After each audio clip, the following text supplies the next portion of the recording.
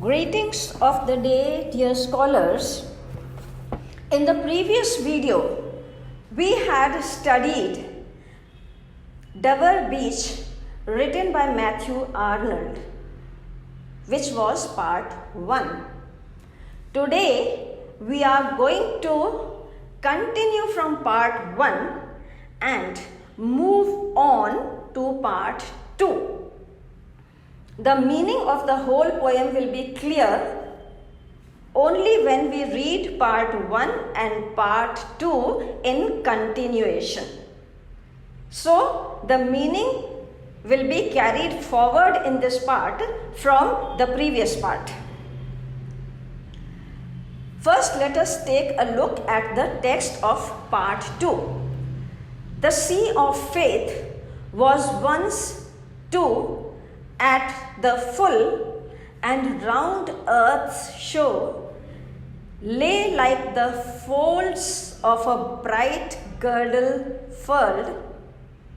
But now I only hear its melancholy, long, withdrawing roar, retreating to the breath of the night wind, down the vast edges drear and naked shingles of the world.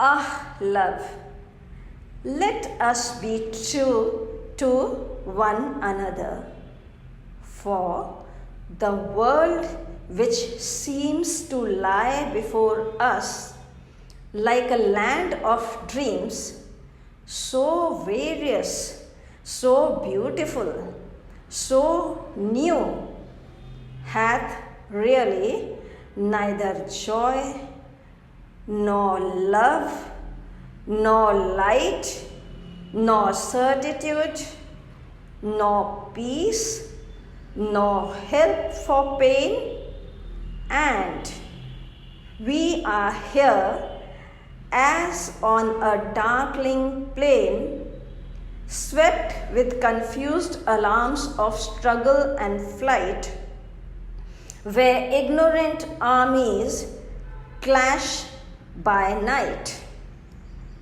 So, in the second segment of the poem, we find the pain through which Matthew Arnold is going.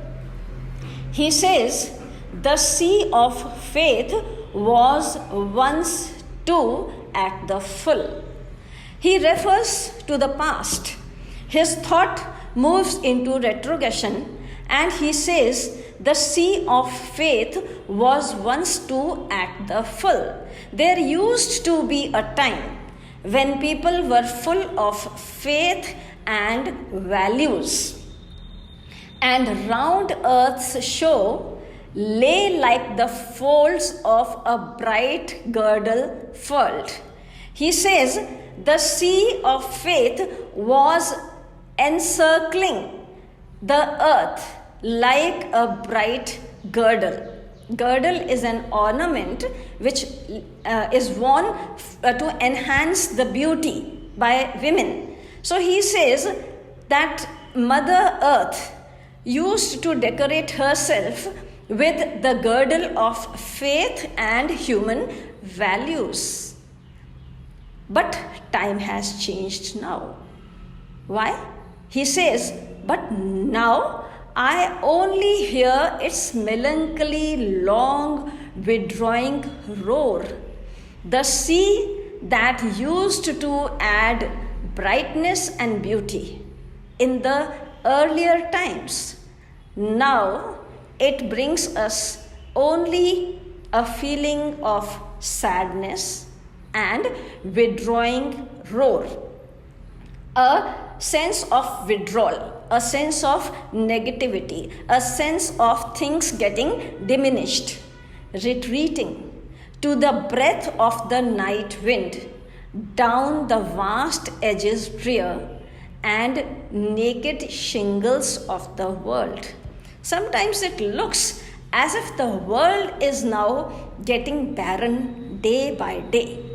It is losing its beauty. It is losing its charm. The reason being that the values, the very sustenance of the human population is now moving towards materialism, and materialism has taken a toll on our values and our inherent positive qualities. Then he recollects that he has a partner, his beloved, who is a source of happiness, who can be a source of happiness. So it is a sort of desperate cry for help.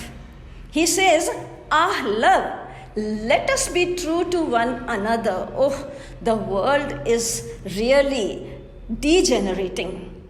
But then, at least you and I, we two can be together. We two can be loyal to each other." He says, "Ah, love, let us be true to one another, for the world which seems to lie before us like a land of dreams." He says, the world before us lies like a land of dreams.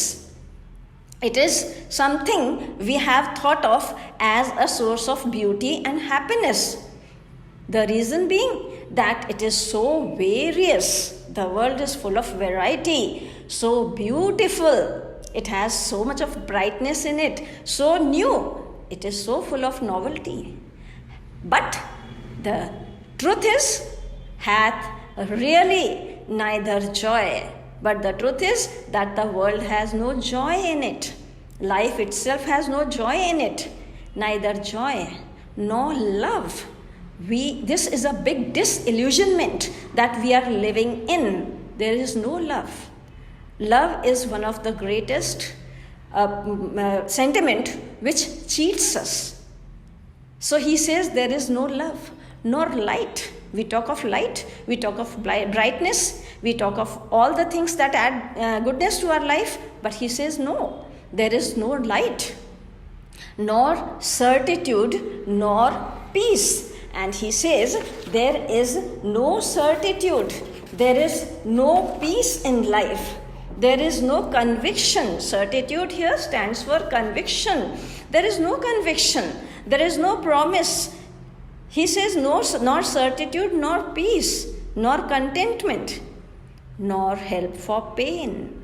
And there is no help for pain.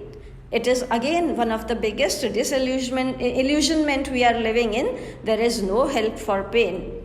And we are here as on a darkling plain. And we are here as if we are in utter darkness, swept with confused alarms of struggle and flight. There is struggle and flight. There is struggle. We are all the time, every moment, we are struggling against something. We are struggling to give and take, leave and get, and means the whole process that runs through our head and our heart and our whole behavior, our whole conduct is only struggle and flight. Flight, we run away from things. It is something like things come our way, but then we are unable to take them in, and the things are unable to catch us up. So we are flying away from things, where ignorant armies clash by night, and ignorant armies clash by night. There is war and violence everywhere, because the armies are ignorant. The armies really do not know why they are fighting and for whom they are fighting. The only thing is they know that they have to fight. So here, let's first go through the meanings that will help us make the poem clearer to students. The sea of faith, the sea of man's devotion, मानवीय आस्था का सागर. Girdle, belt, कमरबंद, कमर में पहना जाने वाला जेवर. फर्ल्ड, wrapped up, लपेटा हुआ. melancholy, misery, unhappiness, अवसाद. withdrawing roar, loud retreating sound, लौटते पानी की गर्जना. retreating, receding, लौटता हुआ, vast, large, विशाल, edges, shores, किनारे, drear, dismal, unappealing, भयानक या बेरौनक, naked, unclothed, वस्त्र विहीन. Shingles, scattered gravel and pebbles on the shores of seas, समुद्र किनारे पड़े हुए कंकड़ पत्थर. Ah love, let us be true to one another, a desperate call for loyalty, निष्ठा के लिए पुकार. To one another, between ourselves, आपस में. Land of dreams, a utopian concept, सपनों का संसार. Neither joy nor love nor light, symbol of desperation, निराशा की स्थिति. Certitude, conviction, धारणा. Peace, calm, शांत. Darkling, dark, अंधकारमय. Plain, level land, मैदानी भूमि. Swept, carried away, आवेग के साथ चले जाना. Confused alarms, unclear fear, अस्पष्ट भय. Struggle and flight, scuffle and running away from, संघर्ष व पलायन. Ignorant, lacking knowledge, अनभिज्ञ. Clash, flight, टकराते हैं. So here we see, beginning from part 1 and coming to part 2, we see that the writer Matthew Arnold is lamenting the loss of human values, the loss of our sentiments attached to nature, beauty, and all those very factors which inherently made lives rich and meaning and valuable. We are losing on those things. हम अपने जीवन के मूल्य खो रहे हैं, हम प्रकृति के प्रति अपना प्रेम खोए जा रहे हैं, और इसीलिए हम धीरे धीरे एक अवसाद की स्थिति की ओर बढ़ते चले जा रहे हैं. So this is the reason that we are to blame ourselves, because it is all our doing. So Matthew Arnold draws our attention to the reality, to the X-ray situation, to the exactly authentic situation. Who is to blame for the downfall of mankind? Thank you.